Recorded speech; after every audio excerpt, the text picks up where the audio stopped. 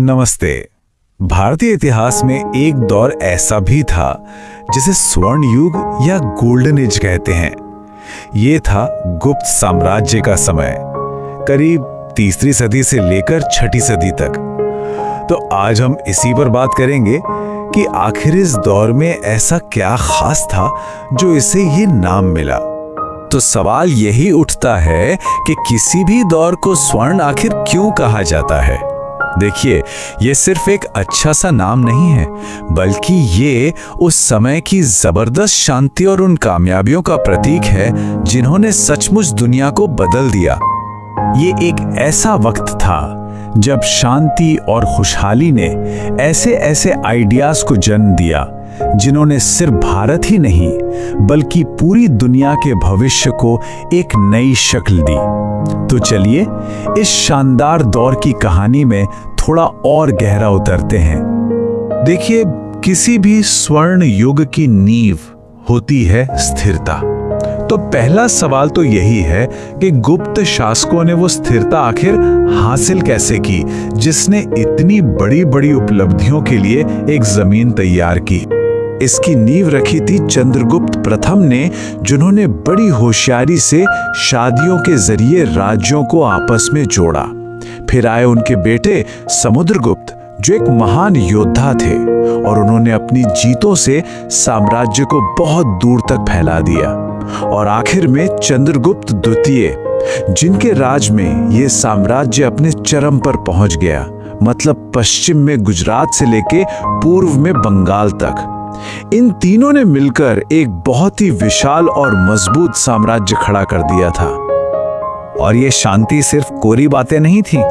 5वीं सदी में एक चीनी यात्री फाहियान भारत आए थे। उन्होंने अपनी आंखों से देखा और लिखा कि गुप्त शासन कितना नर्म था। मतलब बड़े से बड़े गुनाह के लिए भी शारीरिक सजा नहीं थी, बस जुर्माना लगाया जाता था। इस दौर को पैक्स गुप्ता यानी गुप्त शांति भी कहते हैं। ठीक वैसे ही जैसे रोमन साम्राज्य में पैक्स रोमाना था। यह उस समय के अच्छे शासन का एक जीता जागता सबूत है। और जब ऐसा शांति और स्थिरता का माहौल हो तो फिर ज्ञान और कला का विकास तो होना ही था। तो चलिए अब इस स्वर्ण युग के दिल में चलते हैं और देखते हैं कि कैसे साइंस, मैथ्स और आर्ट्स ने नई ऊंचाइयों को छुआ। गुप्त काल का सबसे बड़ा और शायद सबसे क्रांतिकारी आविष्कार वो था ये अंक 0, 0। ये सिर्फ एक नंबर नहीं था, नहीं, ये एक ऐसा आइडिया था जिसने गणित को हमेशा हमेशा के लिए बदल कर रख दिया। और शून्य के साथ ही आया डेसिमल सिस्टम यानी दशमलव प्रणाली। सोचिए, इससे पहले रोमन अंकों से बड़ी बड़ी गणना करना कितना मुश्किल रहा होगा। इस सिस्टम ने सब कुछ आसान कर दिया। आर्यभट्ट जैसे महान गणितज्ञों ने तो पाई की वैल्यू को भी कमाल की सटीकता से निकाला और ट्रिग्नोमेट्री की नींव रखी। आज हमारी पूरी डिजिटल दुनिया, इंजीनियरिंग से लेकर कंप्यूटर तक, सब कुछ इसी गणित की नींव पर तो टिकी है। ये सोचना भी कमाल लगता है कि उस जमाने के खगोलविदों ने ब्रह्मांड को देखने का हमारा नजरिया ही बदल दिया। आर्यभट्ट ने बिना किसी मॉडर्न टेक्नोलॉजी के सिर्फ मैथ्स और ऑब्जर्वेशन के दम पर यह साबित कर दिया कि पृथ्वी गोल है और अपनी धुरी पर घूमती है। इतना ही नहीं, उन्होंने ये भी समझाया कि ग्रहण क्यों लगते हैं और चांद की अपनी रोशनी नहीं है, वो तो बस सूरज की रोशनी को रिफ्लेक्ट करता है। और ये कमाल सिर्फ मैथ्स और एस्ट्रोनॉमी तक ही नहीं रुका था। साहित्य में कालिदास ने अभिज्ञान शाकुंतलम जैसे नाटक लिखे जो आज भी क्लासिक माने जाते हैं। मेडिसिन की बात करें तो सुश्रुत ने सुश्रुत संहिता जैसा ग्रंथ लिखा जिसमें सर्जरी की तकनीकों के बारे में बताया गया है। यहाँ तक कि मोतियाबिंद की सर्जरी का भी जिक्र है। और वात्स्यायन ने इंसानी रिश्तों पर काम सूत्र की रचना की। सच में ज्ञान के हर फील्ड में एक जबरदस्त दौड़ था ये। इस युग की कला ने भी एक ऐसी छाप छोड़ी जो आज तक कायम है।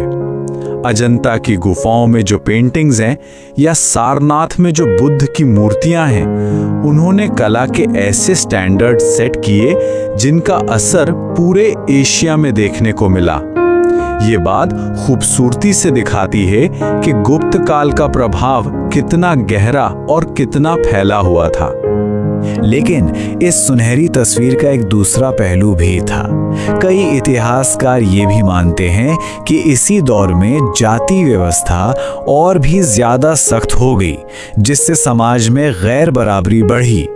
तो ये एक जरूरी बात है जो हमें स्वर्ण युग के लेबल को और गहराई से समझने में मदद करती है। हर महान साम्राज्य की तरह गुप्त साम्राज्य का सूरज भी हमेशा आसमान में नहीं रहा। तो अब देखते हैं कि इस शानदार युग का अंत आखिर हुआ कैसे।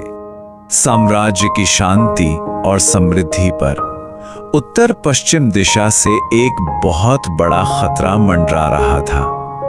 एक ऐसा खतरा जो धीरे धीरे इस सुनहरे दौर को खत्म करने वाला था। देखिए, साम्राज्य का पतन कोई एक दिन में नहीं हुआ। इसकी शुरुआत हुई मध्य एशिया से हूणों के लगातार हमलों से।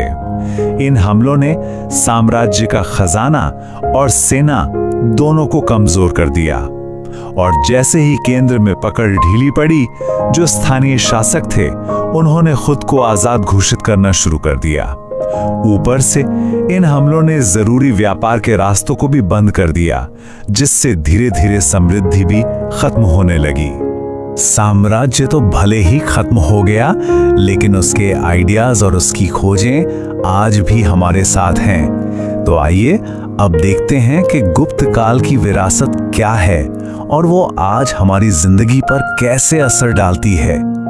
विरासत यानी वो चीज जो हमें अपने पूर्वजों से मिलती है, और गुप्त साम्राज्य ने हमें एक ऐसी बौद्धिक और सांस्कृतिक विरासत दी है जो आज भी बहुत कीमती है। अरे, हम सबके फोन में जो कैलकुलेटर है, उसमें जो अंक हैं 0 से लेकर 9 तक, वो यहीं से आए हैं। मॉडर्न अलजेब्रा और ट्रिग्नोमेट्री के जो बेसिक कॉन्सेप्ट हैं, मेडिकल साइंस में सर्जरी की शुरुआती तकनीकें, और यहाँ तक कि जो शतरंज का खेल है, वो भी इसी दौर की देन है।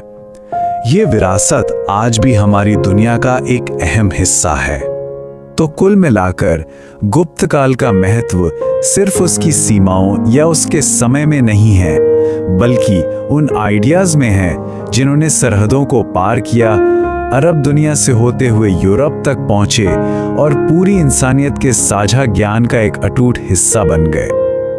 और ये बात हमें एक बड़े सवाल पर लाकर छोड़ देती है कि अगर ये स्वर्ण युग और इसकी खोजें न हुई होती, तो क्या हमारी आज की मॉडर्न डिजिटल दुनिया ऐसी ही होती जैसी आज है? शायद नहीं।